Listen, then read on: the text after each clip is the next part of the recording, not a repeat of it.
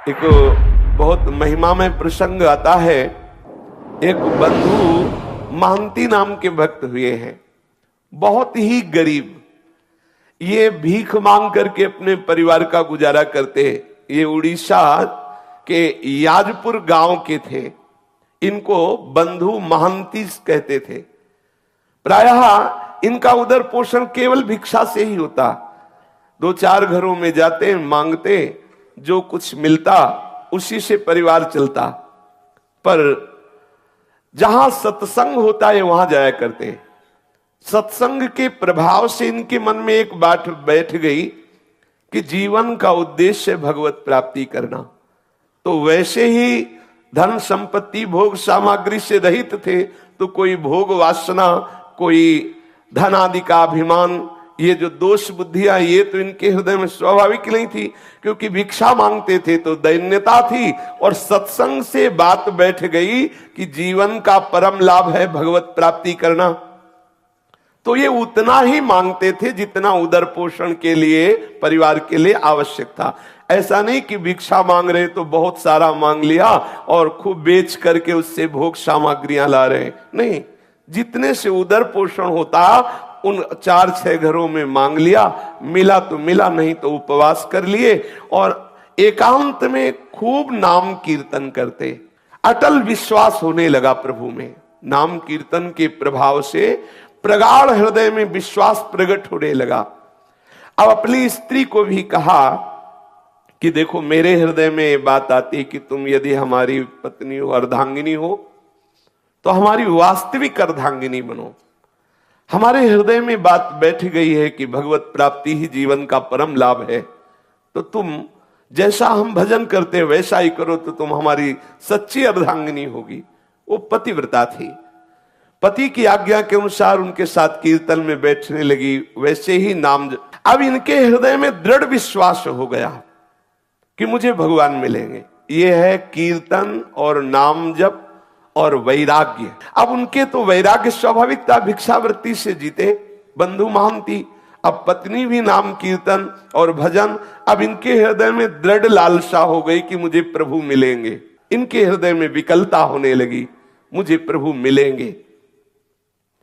अब वो विचार करने लगे कि मुझे ऐसे भगवत भक्तों का कृपा प्रसाद मिले जो प्रभु के अनुराग में डूबे हुए हैं, कैसे प्राप्त हो, कहाँ जाऊं। नाम जप करते हुए, वैराग्य पूर्वक रहते हुए, सत्संग का सेवन करने से हृदय में दृढ़ता आ गई कि मुझे प्रभु मिलेंगे। फिर कब मिलेंगे, विरह व्याकुलता प्रकट हुई। ऐसा लगने लगा कि अब मैं उनके बिना जी नहीं सकता। एक पल भर के लिए अब चैन नहीं है, बिना ठाकुर के मिले अब हृदय शीतल नहीं हो सकता। अब मुझे प्रभु का साक्षात्कार चाहिए। अब उसके हृदय में ये दावानल चैन नहीं लेने दे रहा है। जैसे किसी कंगाल के हृदय में बहुत बड़ी संपत्ति की चाह हो जा, उपाय कोई दिखाई न दे, ऐसे ही इसके हृदय में भगवत प्राप्ति की चाह और कोई ऐसा उपाय नहीं मिल रहा कि जिससे मुझे प्रभु मिल जाए। व्याकुलता, कोई ऐसा प्रेमी भागवत मिल जाए, कोई ऐसा राह बता दे, कोई ऐसी बात बता दे जिससे मेरे प्रभु रीझ जाए और मेरे नेत्र गोचर हो जाए। हालत यह है कि शरीर में जो कपड़ा है सैकड़ों गांठ लगी हुई है, फटा हुआ कपड़ा जो गांठों से जुड़ा हुआ है और शरीर दिखाई दे रहा है। ऐसा तो वो वस्त्र धारण किए, क्योंकि भिक्षावृत्ति से जीते हैं। घर में रज के पात्र है, एक टूटी सी झोपड़ी है और पत्नी, और कई कई दिन भिक्षा में अन्न भी नहीं मिलता। भूखे रह करके समय व्यतीत करना होता है, पर ये बड़े आनंद पूर्वक है। जिससे श्री देवर्षि नारद जी ने कहा कि जरूरी नहीं कि आपके पास धन हो तभी आप दान पुण्य करके, भगवत सेवा करके भगवत प्राप्ति कर सकते हैं। देखो हालत है, बिल्कुल धन नहीं है, खाने के लिए भी नहीं है। अब उनके हृदय में ये भी कोई बल नहीं कि कोई उनको सहयोग कर सकता है, कोई उन्हें कर्जा दे सकता है, क्योंकि पता है मूल में कुछ है नहीं। तो जिसको पता होता है कि वो वापस नहीं कर सकता, वो कर्जा भी नहीं देता। उन्होंने अपनी पत्नी से कहा कि भाई, मेरा जगत में कोई आत्मीय नहीं है, कोई स्वजन नहीं कि सहयोग करे। कई दिनों से भोजन भी नहीं मिला, पर एक मेरे मित्र है जो बहुत धनी है, अगर तुम साथ दो और अपने मित्र के यहां हम तुम्हें ले चले तो वहां भूखे नहीं रहना पड़ेगा। बहुत धनी है और बहुत कृपालु है और हमारा उनसे परिचय है, वो हमें बहुत प्यार करते हैं, चलोगी हमारे साथ? क्योंकि यहां तो कोई अपना है नहीं, इस याजपुर गांव में कोई मुझे प्यार करने वाला नहीं। मेरा एक मित्र है जो बहुत धनी है, मुझे बहुत प्यार करता है, वहां तुम्हें भूखे नहीं रहना पड़ेगा, कोई परेशानी रहेगी, पर 5 दिन का रास्ता है। हम लोग यदि धैर्य पूर्वक चले तो हमारे मित्र की कृपा प्राप्त होगी, सारी भूख सदा सदा के लिए मिट जाएगी। और उसका नाम बहुत मीठा है, यदि हमारा नाम है बंधु महांती तो उसका नाम है दीन बंधु। बहुत कृपालु है, बहुत दयालु है, हमें चलना चाहिए। पत्नी से कहा मुझे इस गांव में नहीं रहना। अब सती स्त्री, पति के अधीन चलने वाली, कई दिनों से भोजन नहीं मिला। उसने कहा 5 दिनों का रास्ता है, कैसे चल पाएंगे, क्योंकि पेट में तो भोजन नहीं है, लेकिन आपकी आज्ञा है, हम जरूर चलने का प्रयास करते हैं। जो समस्त दरिद्रता और दुखों का हरण करने वाले हैं, उन प्रभु के दर्शन के लिए बंधु महांती के हृदय में वेदना हुई और वो अपने नगर से चल पड़े। एक छोटी लड़की भी थी, एक बच्चा, दोनों को कांधे पे बैठाला, पत्नी को साथ लिया, और जब बहुत विकलता होती क्षुधा की तो पानी पिला देते या कोमल कोमल पत्ते लाते, अपने बच्चों को, पत्नी को देते, इनको खा लो, भगवान कृपा करेंगे, हमारे भी दिन बदलेंगे, धैर्य पूर्वक हमारे मित्र के पास चलो। देखो जो भक्त होते हैं उनको हर परिस्थिति में अपने प्रीतम ही याद आते, जैसे सुदामा जी ने अपनी पत्नी से कहा था, है हमारे एक मित्र द्वारिकाधीश हैं, बहुत बड़े हैं, आप चिंता मत करो। गए तो देवराज इंद्र से भी बढ़कर के संपत्तिवान बना दिया, सुदामापुरी की रचना कर दी। भक्त का जो कुछ भी, जैसी भी परिस्थिति, वो सब प्रभु होते हैं, केवल प्रभु की स्मृति रहती है। आप देखो कई दिनों से भोजन नहीं मिला, 5 दिन की यात्रा है, पत्नी और बच्चे भूख के कारण चल नहीं पा रहे हैं, तो कोमल कोमल पत्ते लाते वृक्षों के और कहते खा लो, पानी देते, इसी से काम चला लो। चलते हैं, हमारे मित्र बहुत हमें प्यार करते हैं, वो दुलार करेंगे। बंधु की जो पत्नी और पुत्र वो कोमल पत्ते खाते, बंधु मन ही मन रोने लगता, हे घट घट के वासी, हे अंतर्यामी, मैं तो सह सकता हूं, मेरे बच्चे, मेरी पत्नी ये कैसे कष्ट में हैं, प्यारे इतनी कृपा कर दो कि मैं आप तक पहुंच जाऊं। ऐसा ना हो कि मैं यात्रा ही ना पूरी कर पाऊं, अंदर से वो विकल हो जाता है, बस मुझे प्राण निकल जाए, बस आपके दर्शन करते ही तो कोई परवाह नहीं, लेकिन आप तक पहुंच जाऊं इतनी सामर्थ्य देना, बच्चों में और पत्नी में और मेरे में भी। दर्शन करने की एक लालसा मुझे जीवित रख रही है। मैं मृत्यु के भय से भयभीत नहीं हूं, लेकिन तुम्हें बिना देखे मृत्यु आ जाए तो मुझे अच्छा नहीं लगेगा। एक बार तुम्हें देख लूं, फिर भूख से भी प्राण निकल जाए तो कोई बात नहीं है। अन्न ना मिलने के कारण मैं नहीं रो रहा हूं, मैं इसलिए रो रहा हूं कि मैं आप तक पहुंच जाऊं। हे विश्वंभर, जल थल स्थल कोई ऐसा नहीं जहां तुम ना हो, मेरे को सामर्थ्य देना। बिल्कुल धन नहीं, देखो खाने को भी नहीं है, लेकिन हृदय में प्रभु के ही मिलन की चाह है। विश्वंभर, तुम्हें पाकर के ही हम धनवान हैं, तुम्हें अपना मान करके ही हम आनंदित हैं। भले हमारे प्राण भूख से विकल होकर निकल जाएं, मुझे इसकी परवाह नहीं, एक बार मुझे मिल जाओ, इतनी सामर्थ्य दे दो कि मैं एक बार तुम्हारे दरबार तक पहुंच जाऊं। ये वो यद्यपि मैं कहने का अधिकारी नहीं हूं, क्योंकि भांति भांति के जन्म जन्मांतरों में पाप किए हो, पर स्वामी तुम मेरे हो ना, तुम मेरी त्रुटियों को क्षमा करके, मेरे अपराधों को क्षमा करके, हे विश्वंभर मुझ में इतनी सामर्थ्य दो मैं आप तक पहुंच जाऊं। मेरे नाथ, आज मनमोहिनी छवि देखने के लिए मेरा मन व्याकुल हो रहा है। मैं कैसे शीघ्र से शीघ्र तुम्हारे श्री चरण कमलों का दर्शन पाऊं। मैं समझूंगा कि ये जो मुझे परिस्थिति आई है, इस परिस्थिति की कृपा से मिलन की चाह हुई है, मैं इसे ऐसा नहीं मानूंगा कि आपका हो करके ऐसी दशा को प्राप्त हो। मैं समझ रहा हूं ऐसी दशा को प्राप्त हो तभी मैं आपका हुआ हूं, इसलिए ये भी मैं कृपा मानूंगा। हे सुर मुनि वंदित चरणारविंद वाले प्रभु, मुझे एक बार ऐसी सामर्थ्य दो कि मैं आप तक पहुंच जाऊं। वो स्त्री बच्चों को साथ लेकर के, फटे पुराने कपड़े हैं और मिट्टी का पात्र हाथ में है, बच्चों को लिए हुए आगे बढ़ रहा है। परिवार सहित लड़खड़ाते हुए 5 दिनों की यात्रा करके श्री पुरुषोत्तम क्षेत्र भगवान जगन्नाथ जी के धाम में पहुंचा और श्री मंदिर के दूर से दर्शन करके ही भूमि पर गिर पड़ा। मेरे मित्र आ गए, मेरे प्रभु आ गए। और प्रभु का स्वभाव जो जैसे प्यार करता है उसको वैसा ही अनुभव कराते। दूर से ही जगन्नाथ जी के दर्शन करके साष्टांग लेट गया, वहां भूमि में लौट रहा। ओ कृपालु प्रभु के दर्शन हो गए। अपनी पत्नी से कहा, देखो देखो ये मेरे यार हैं, जिनके लिए मैं कह रहा था ना कि मेरे मित्र, ये हमारे मित्र हैं, ये हमारे प्रीतम हैं, ये हमारे दीन बंधु स्वामी हैं। अब पत्नी के हृदय में उतना अनुराग तो नहीं है, पर इस बात से सुख मिला कि अब यहां भरपेट भोजन भी मिलेगा, भक्तों का संग भी मिले, और इसको कि मेरे प्रभु ने कृपा की, मुझे सामर्थ्य दी कि यहां तक आ गया।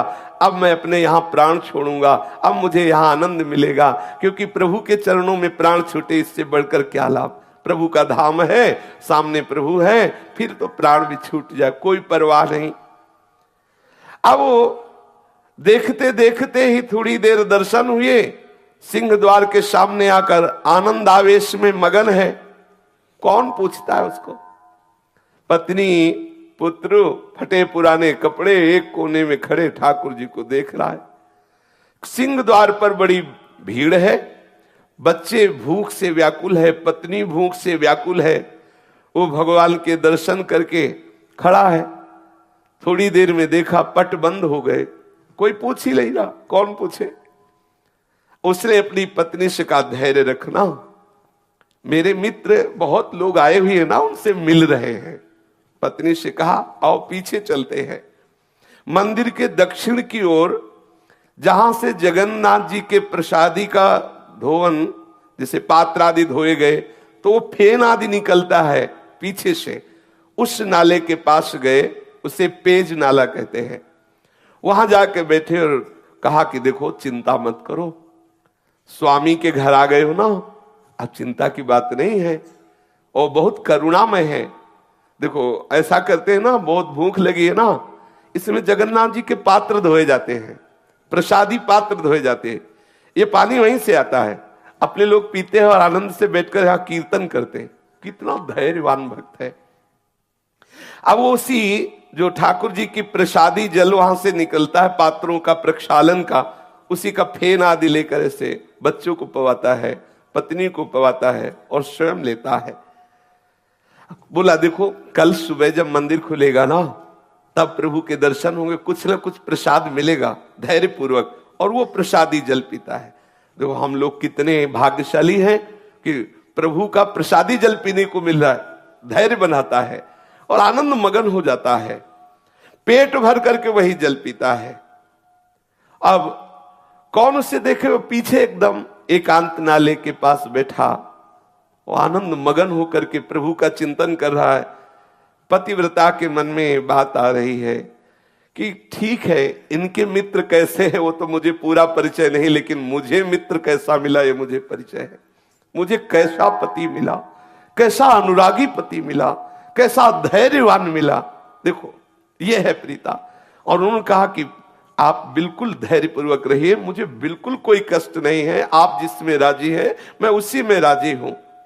वो हड़िया से भर भर कर वही जल निकालता है, बच्चों को पिलाया, अपना पिया खूब पेट भर करके, और कहा तुम सो जाओ, यहीं सो जाओ, सुबह जब पट खुलेंगे ना तब दर्शन करेंगे और तब कुछ न कुछ प्रसाद मिलेगा ही।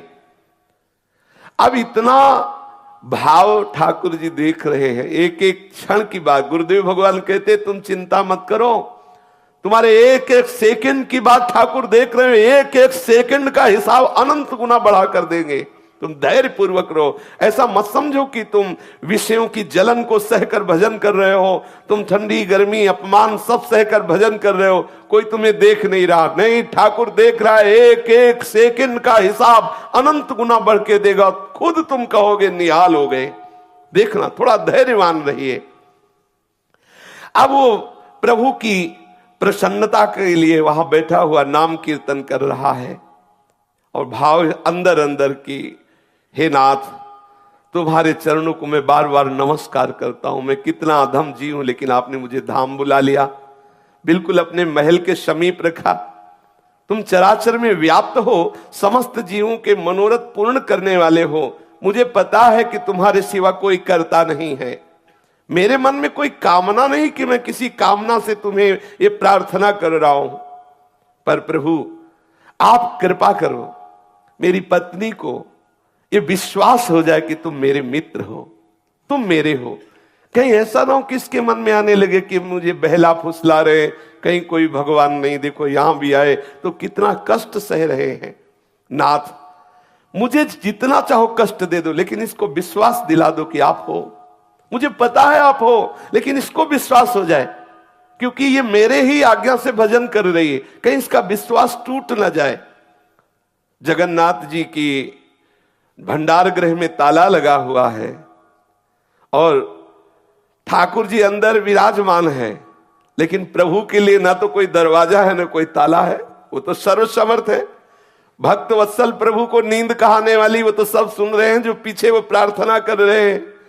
प्रभु ने भंडार गृह से अपनी थाल उठाई और वहां कई कई दिनों का प्रसाद रहता है। भक्तों के समुदाय आते, सबको प्रसाद मिलता है, तो वहां कई दिनों का सुंदर सुंदर खूब प्रसाद अपनी थाल में, जो ठाकुर जी का भोग लगता है जिस थाल में, उसी में सजाया।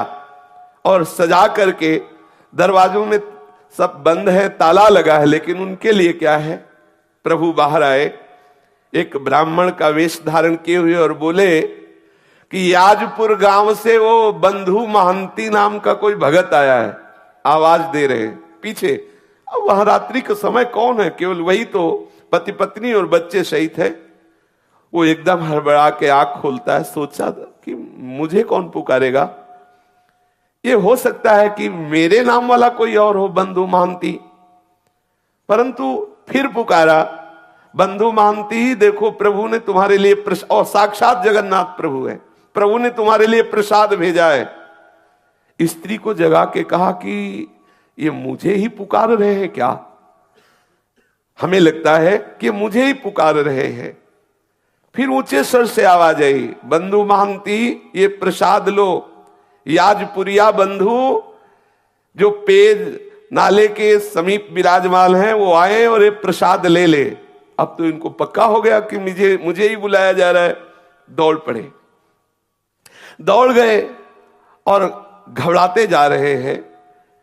जब देखा कि उस ब्राह्मण के हाथ में एक रत्नों से जटित थाल है और विविध प्रकार की ठाकुर जी की सुंदर सुंदर भोग प्रसादी है, और ब्राह्मण ने मुस्कुराते हुए कहा कि प्रभु ने अंदर से भोग की थाल तुम्हें भेजी है, ले लो।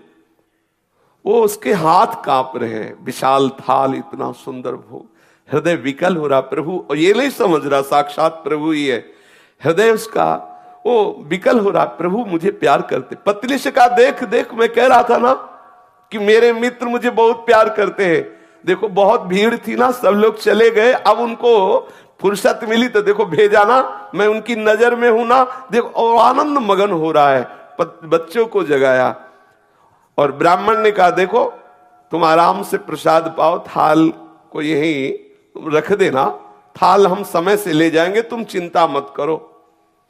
अब ब्राह्मण वेशधारी भगवान ऐसा कह करके भोग की थाल दी और चले गए। अब वो तो जड़ता भाव को प्राप्त हो, काफी देर तो समाधि भाव में डूबा रहा प्रभु की कृपा में। इतने कृपालु प्रभु, पता नहीं कितनी देर तक उसकी आंतरिक ऐसी दशा रही। फिर पत्नी ने उसे बार बार स्वस्थ किया, हिला हिला के उससे बार बार स्पर्श करके जगाया, तो फिर स्वस्थ हुआ। फिर सबने बैठकर भरपेट, आज कई दिनों बाद भोजन मिला, कई दिनों बाद ऐसा प्रसाद, और स्वयं ठाकुर जी लाए तो अमृतमय प्रसाद। अब उसने विचार किया कि इस थाल को कहां पहुंचाऊं, क्योंकि ये प्रभु की थाल है। फटे पुराने चिथड़े में लपेट करके उस थाल को रख लिया कि जब सुबह होगा तब दूंगा, और अपने सिरहाने रख लिया, खूब आराम से सोया। अब अच्छे ऐसे ऐसे मंगल में स्वप्न आ रहे हैं उसको, ठाकुर जी की ताल, ठाकुर जी का प्रसाद, बड़ा आनंद। वहां कोई तमोगुणी निद्रा थोड़ी उसके हृदय में है। अब भगवान का वो रत्न थाल सिर पर रखे हुए ये तो सो रहा है, और उधर ठाकुर जी के जब सेवा के लिए पट खोले गए और भंडार खोला गया तो देखा गया कि भंडार की सब सामग्री अस्त व्यस्त, ताला खुला हुआ, थाल गायब, काफी प्रसाद इधर उधर। उन्होंने विचार किया कि बहुमूल्य रत्नों का थाल कहां चला गया, और ये सब कौन अंदर भंडारे में घुसा। अब ठाकुर जी है, जो मनाया जहां से आया था तो अपने आप दिखाई दे रहा था, और सब इधर उधर फैला भी दिया, ठाकुर जी है। अब आपस में सब सेवक जन इकट्ठे हुए और एक दूसरे से पूछा कि हाँ आप आए थे, आप आए थे। उनका ऐसे क्यों आएंगे, हमारे लोगों की सेवा है तो हम कोई ऐसा थोड़ी कि कुछ चुरा के ले जाएंगे, वो तो अपने लोगों में कोई नहीं, कोई बाहरी ने चुराया। अब वहां सब शोर मच गया, ठाकुर जी के भंडार का ताला टूट गया, कोई चोर थाल चुरा ले गया और प्रसाद भी चुरा ले गया। अब कुछ लोग ढूंढने के लिए निकले तो पेज नाले के समीप देखा तो थाल को कपड़े से, ऐसे फटा कपड़ा था तो दूर से चमक रही थी थाल। अरे लोग आए, बोले देखो देखो ये चोर है। ये माल भी छलाते, पिटाई भी करवाते हैं बोले देखो ये चोर है, ये स्त्री और बच्चों के सहित पकड़ो पकड़ो। वो तो बढ़िया प्रसाद मिला था, थके थे ही, खूब अच्छे से आनंद से सो रहे थे बच्चे और पत्नी। अब वहां हल्ला मचे तो सब उठे आंख मीचते हुए, कुछ बातचीत नहीं, पिटाई शुरू। कोई थप्पड़ मार रहा है, कोई ऐसे लीला करते हैं, ये गाली दे रहा है, कोई थप्पड़ दे रहा है। अरे चोर कहीं का, जगन्नाथ धाम में आकर के भी तू चोरी करता है, तुझे शर्म नहीं आई। और ऐसे ऐसे स्त्री रोने लगी कि अच्छे तुम्हारे मित्र है, हाँ कह रहे थे बड़े कृपालु है, बड़े रात्रि में तो माल छलाते हो, सुबह पिटाई करवाते हैं, कैसे तुम्हारे मित्र है। अब वो जैसे ही थप्पड़ पड़ता है, जय जगन्नाथ, जय गोविंद, जय गोविंद। ये ठाकुर जी ये भी देखते हैं ना, माधवदास बाबा की भी पिटाई करवाई, ये ऐसे तैयार रहे ना। अगर फूल माला पढ़ के जय हो तो कभी ऐसा भी अवसर आ सकता है कि पिटाई का भी स्वाद, तो तैयार है ना। ठाकुर जी के पार्षदों को ये दोनों चीजें इसीलिए मिलती हैं कि उन दोनों से परिस्थिति को प्रदान करते हैं, देखते हैं अब क्या है, अब कितनी स्थिति है, कितना धैर्य है, कैसे विचार हैं। ऐसा कभी संयोग मिले तो प्रभु कृपा प्रसाद मानकर सह जाना। आप देखना आपकी हृदय की भूमिका कैसी बढ़ती है, आप कैसी भक्ति की उत्तम भूमिका में पहुंचते हैं। कभी ऐसा मत सोचना कि ठाकुर जी ऐसा क्यों कर रहे हैं, सच्ची मानिए। अब उसको तो जब पीटा जा रहा है तो बड़े आनंद मन प्रेम सागर में मगन होकर के बोल जय जगन्नाथ, जय गोविंद, जय गोविंद। मानो गीता जी का सूत्र उसके जीवन में प्रकाशित हो रहा है, यस्मिन स्थितो न दुखेन गुरुणापि विचाल्यते। कैसी भी भयंकर दुख की स्थिति हो, भक्त कभी विचलित नहीं होता। कोतवाल ने पूछा कैसे तुम्हें थाल मिली, तो उसने कहा विचार कीजिए, मुझे तो पता भी नहीं कि थाल कहां रहती है, मुझे पता भी नहीं कि भोग कहां रहता है। मैं तो याजपुर गांव का हूं, वहां से यहां दर्शन करने आया था। कोई रात्रि में एक ब्राह्मण आया था, उसने मुझे थाल दिया, प्रसाद दिया। वो पुजारी ब्राह्मणों को दिखाते, इनमें से कोई ना, इनमें से कोई नहीं था वो। और अरे बोले तुम झूठ बोलते हो। तब वहां जो बड़े बड़े अधिकारी जन भी, उनका बात तो उसकी समझो, वो कैसे घुस जाएगा।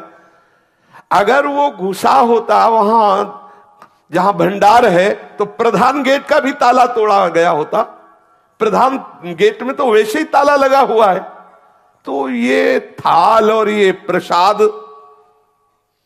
अब जो बाहरी लोग आते हैं, अरे देखो इस नीच को, वैसे ही कैसा दरिद्र है, और जगन्नाथ जी की चोरी की, अरे तो बहुत ऐसे वो अंदर अंदर प्रसन्न होता कि वारे प्रभु, वारे लीलाधारी, तुम्हारी बड़ी विचित्र लीला है। बंधु ने जब देखा कि बहुत बात बिगड़ रही, पत्नी बहुत क्लेशित हुई, तब कहा देखो प्रभु, मैं वैसे तो अपराधी हूं, वैसे तो मुझे दंड मिलना ही चाहिए, क्योंकि बहुत जन्मों से अपराध किए, पर नाथ आप ये देख लो कि आपकी कृपा पर कहीं मेरी पत्नी को अविश्वास ना हो जाए, ऐसी कोई परिस्थिति न डाल देना जिससे उसको अविश्वास हो जाए। कृपा सिंधु, आपको जो चाहे सो करो, मुझे पता है आपकी हर एक चाल पता है। जमूरे को पता होता है बाजीगर अब कौन सा खेल खेलेगा, उसको नहीं कोई भ्रमित कर सकता, क्योंकि वो जानता है प्रभु के चिंतन के प्रभाव से प्रभु की हर बात उसके हृदय में स्फुरित होने लगती है। जो प्रभु का जन होता है, भक्त होता है, जैसे नरसिंह भगवान के क्रोधावेश से बड़े बड़े ईश्वर कोटि के महापुरुष भी डर रहे हैं, लेकिन प्रहलाद जी को कोई भय नहीं है, वो तो दौड़ते हुए प्रभु की गोद, क्यों जान रहे मेरे प्रीतम प्रभु है। अब श्री जगन्नाथ जी महाराज नवीन लीला की, जो प्रताप रुद्र राजा थे जगन्नाथपुरी के, वो महल में सोए हुए थे। जगन्नाथ प्रभु गए और कर्कश स्वर में कहा कि प्रताप रुद्र भी ये बहुत बड़े भक्त हुए हैं, महाप्रभु चैतन्य देव की कृपा प्राप्त हुई है। बोले कि तुम यहां चैन से सो रहे हो, मेरे भक्त को दुख दिया जा रहा है और तुम यहां शयन कर रहे हो। तेरे कर्मचारी उस भक्त की पूजा ना करके उसको गालियां दे रहे हैं और उसको पिटाई करने की सोच रहे हैं, उसको थप्पड़ भी मारे। जानते हो मैंने स्वयं थाल दिया है, मैंने स्वयं प्रसाद दिया है, और वो मेरा बहुत प्रेमी है, मेरा परम भक्त है।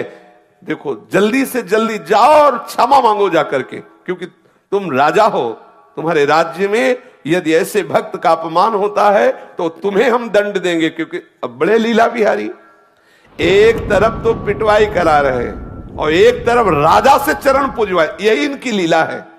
यही बड़ी विचित्र लीला, कैसे वो कहां परिचय बना के कौन सी लीला करते हैं, ये किसी की समझ में आने वाली नहीं। तू भला चाहता है तो तत्काल जा और सम्मान पूर्वक प्रणाम करके, आज से हमारे मंदिर का हिसाब किताब का पूरा अधिकारी वही होगा। ठाकुर जी ने आदेश कर दिया, आज से नीलाचल नारायण का आदेश है। जगन्नाथ जी ने कहा मेरा आदेश है कि मेरे संपूर्ण मंदिर का हिसाब किताब उसके हाथ, उसी के दस्तखत से सब सारी बात होगी।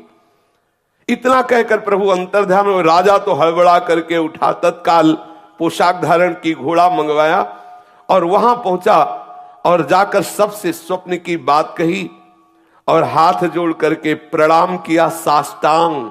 बंधु महांती को ध्यान से सुनिए, राजा ने साष्टांग प्रणाम किया और हृदय से लगाकर कहा जो कुछ भी आपके साथ हुआ हो हमें क्षमा कीजिए। और सबको आदेश किया कि जगन्नाथ जी का सीधा आदेश है कि आज से मंदिर का पूर्ण अधिकारी यही होगा, इसी के दस्तखत से सब होगा। अब वो तो हाथ जोड़े खड़े हैं, फटे पुराने कपड़े हैं, कैसा हृदय इनका दैन्य भाव से युक्त हो, कैसा पद दिया। राजा ने विनय की और कहा कि जो हमें प्रभु ने आदेश किया है उसे आप स्वीकार करें। आज भी बंधु महांती के कुल परंपरा से वही सेवा करते चले आ रहे।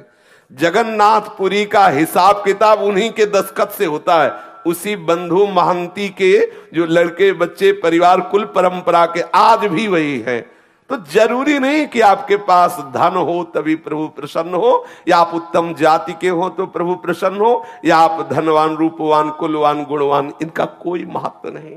प्रभु से प्यार हो, बस केवल अपनापन से प्रभु जी जीते हैं। शेष चर्चा के श्री राधा वल्लभ लाल की।